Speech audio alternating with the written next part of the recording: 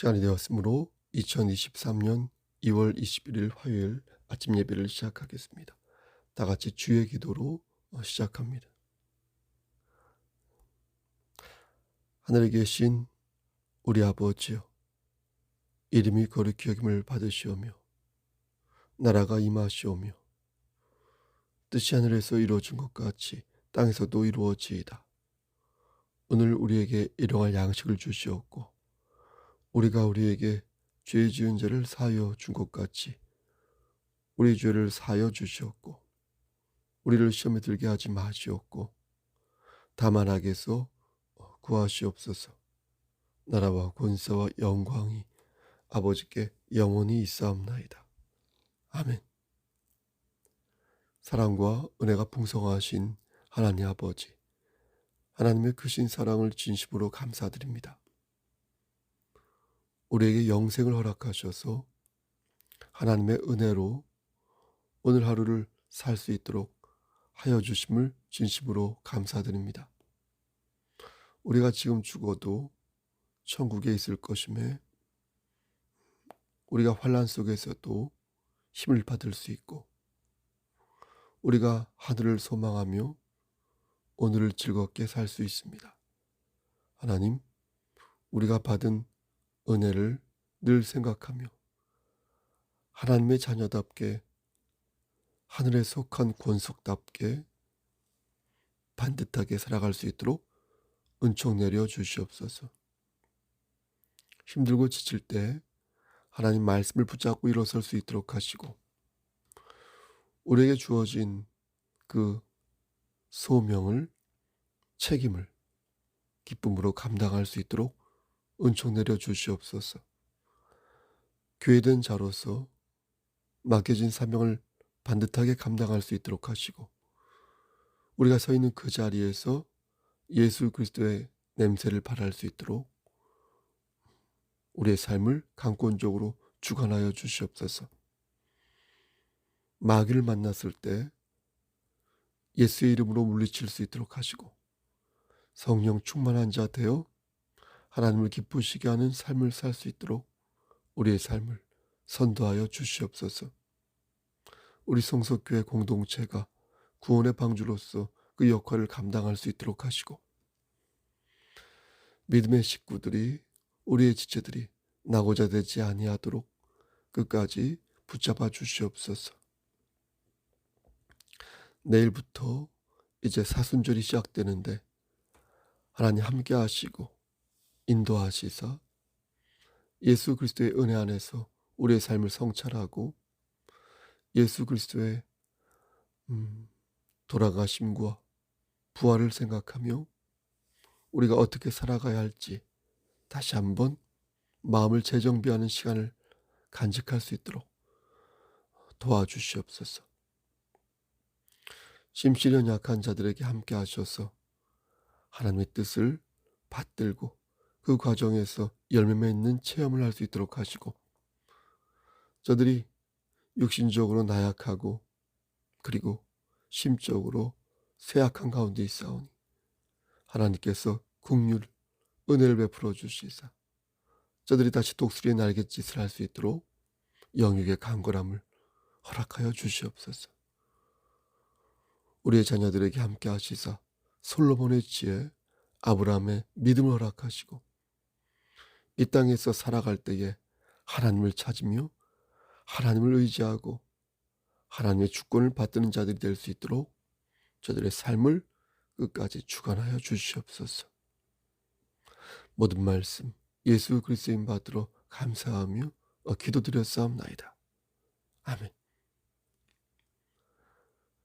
하나님 말씀 보겠습니다.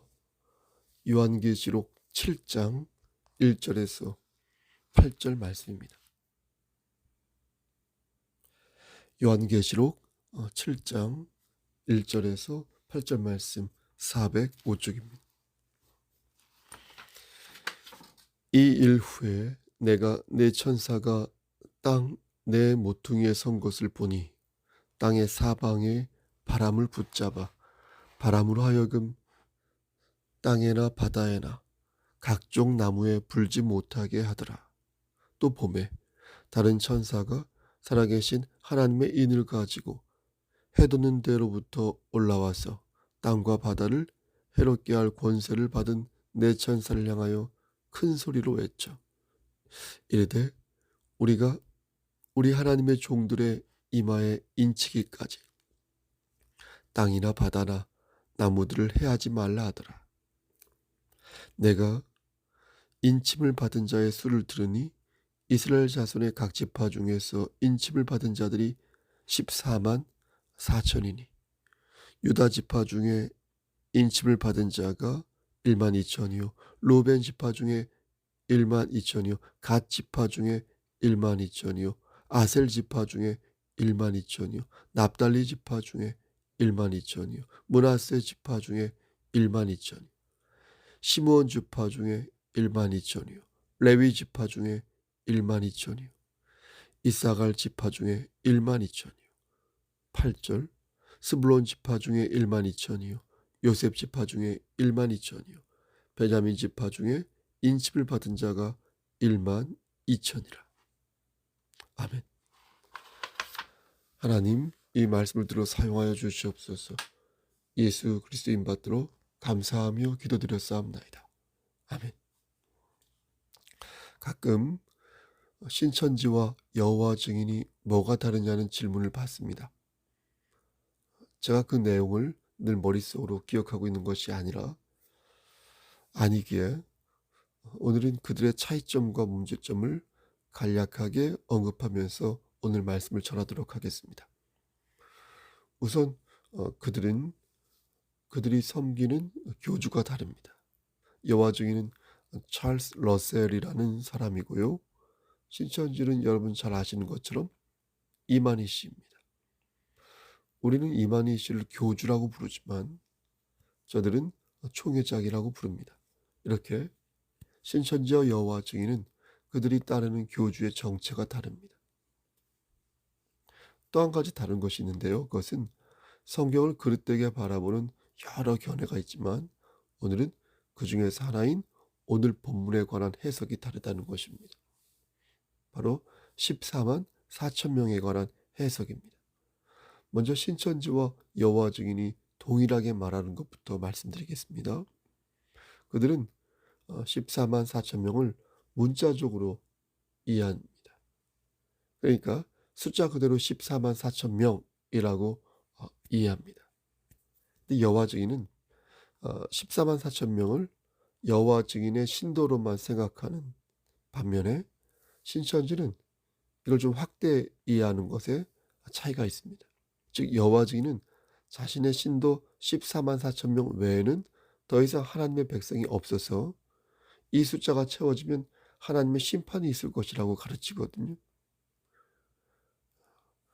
근데 신천지는 14만 4천 명이 신천지 신도만을 가리키지만 그 외에 신천지 신도의 복음 증거를 들은 자들도 하나님의 백성이 될 수 있다고 가르칩니다. 그러니까 신천지는 14만 4천 명은 특별 성도요.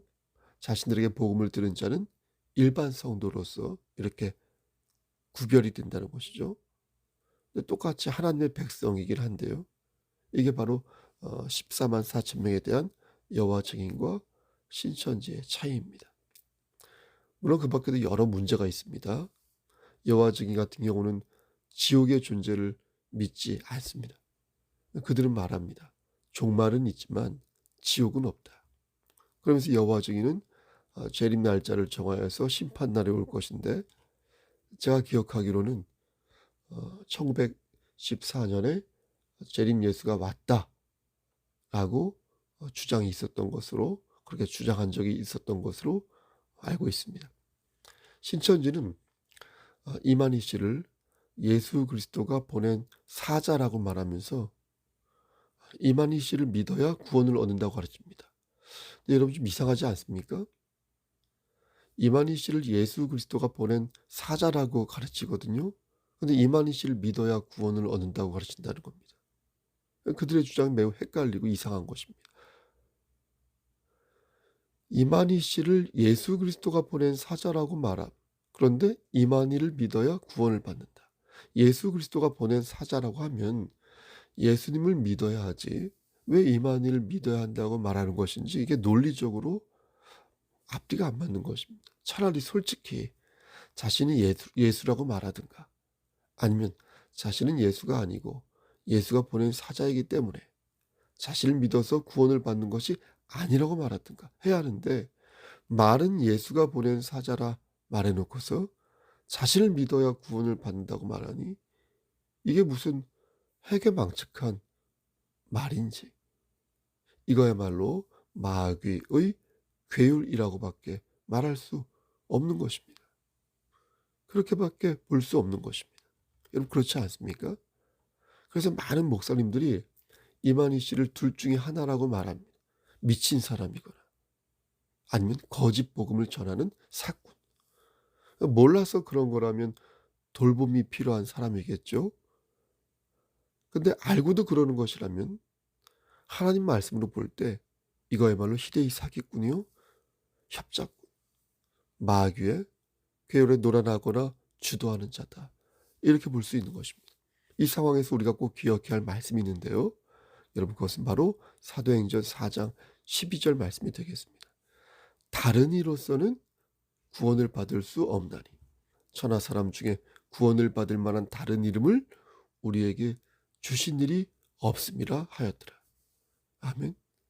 여러분 하나님께서는 분명히 우리에게 말씀하셨습니다. 다른 이로서는 너희가 구원을 받을 수 없다. 그렇죠? 여러분 그럼 그분이 누구입니까?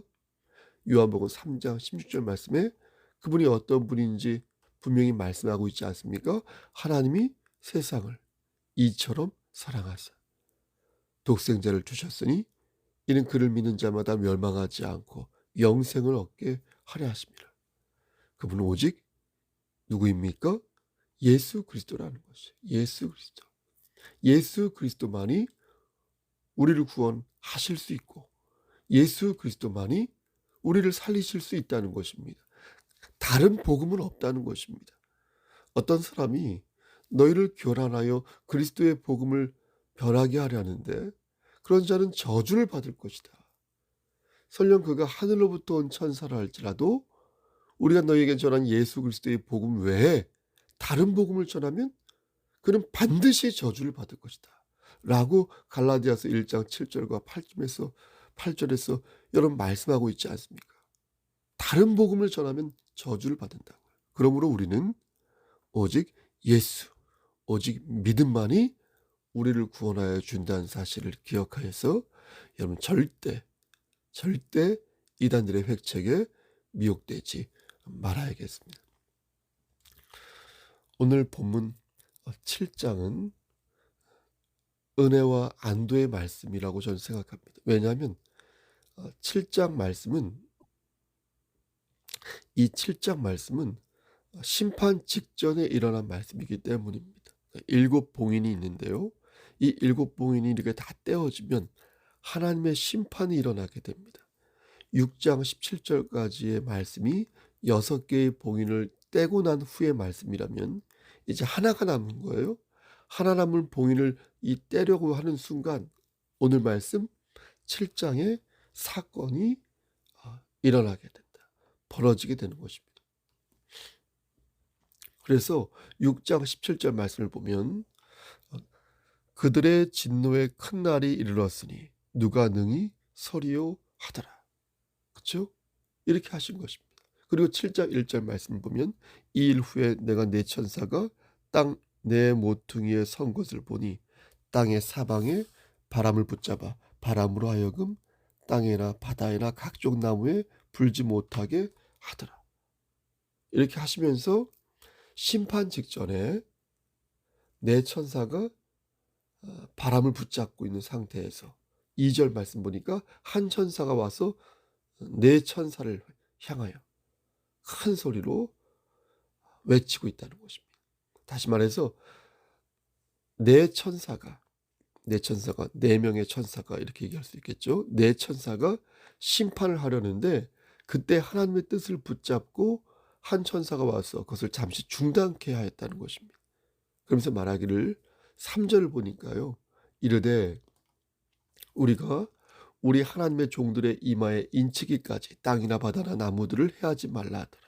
이렇게 말하였다는 것입니다. 그리고 그 숫자가 4절 말씀에 14만 4천 명이라는 것입니다.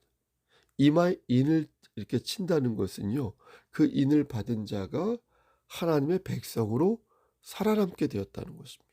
그런데 그 숫자가 러셀과 이만희 교주가 말하는 대로 문자적으로 14만 4천 명이 아니라 그 숫자는 많고 많음을 뜻하는 어떻습니까?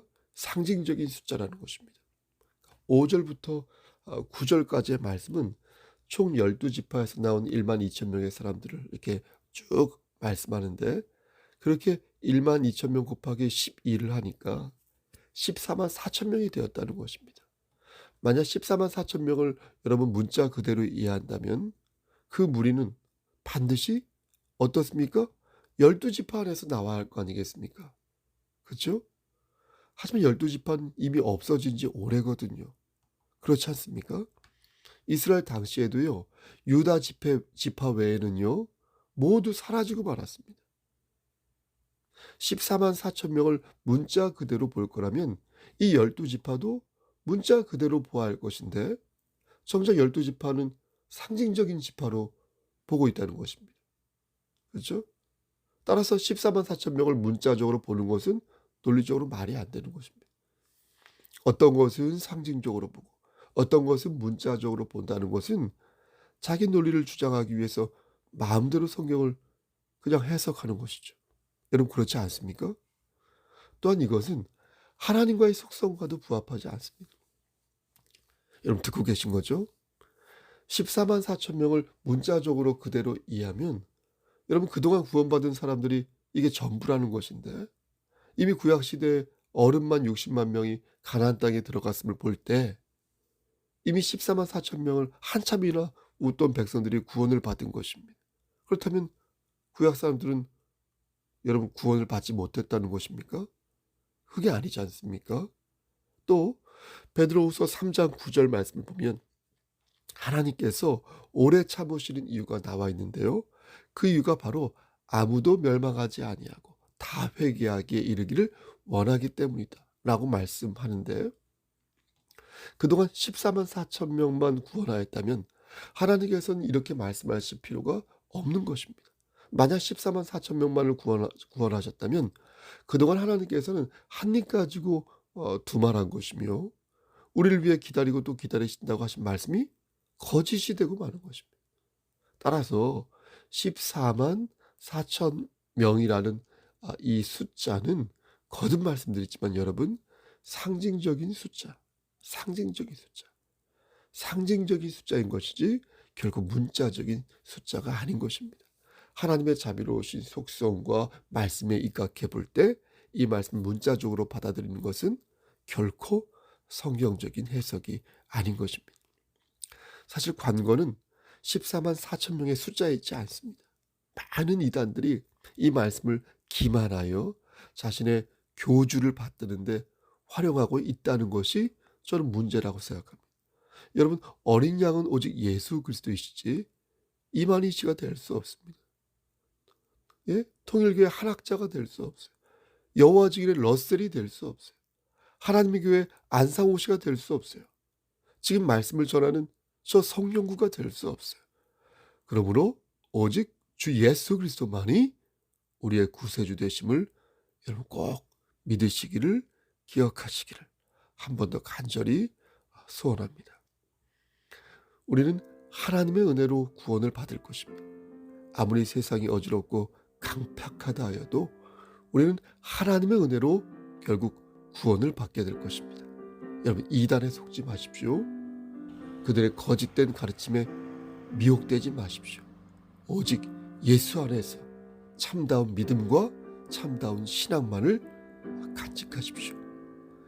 이 재단에 삭군과 가라지가 없기를 바라며 오직 여러분은 참 일꾼으로서 하나님께 인정받는 주의 백성이 되시기를, 그래서 14만 4천 명 안에 속한 그리스도인이 되시기를 우리를 죄에서 구속하여 주신 주 예수 그리스도를 받들어 간절히 축원합니다.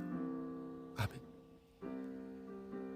이제는 우리를 죄에서 구속해 주신 우리 구주 예수 그리스도의 은혜와 아버지 하나님의 만극하신 그 사랑하심과 성령 하나님의 교통하시고 인도하시는 모든 역사하심이 하나님 말씀 안에서 오늘도 그리스도인답게 하나님의 자녀답게 살기를 소원하는 여기 모인 성도, 그들의 가정, 이 재단과 이 나라 위에, 그리고 지금도 눈물로써 자신들의 형제와 자매, 지체, 가족, 자녀와 부모를 위해 기도하는 우리 성도들 머리머리 위에, 경천교회 우리 목사님들 머리머리 위에 하나님의 사랑하심이 세세토록 함께 계실지어다. 아멘.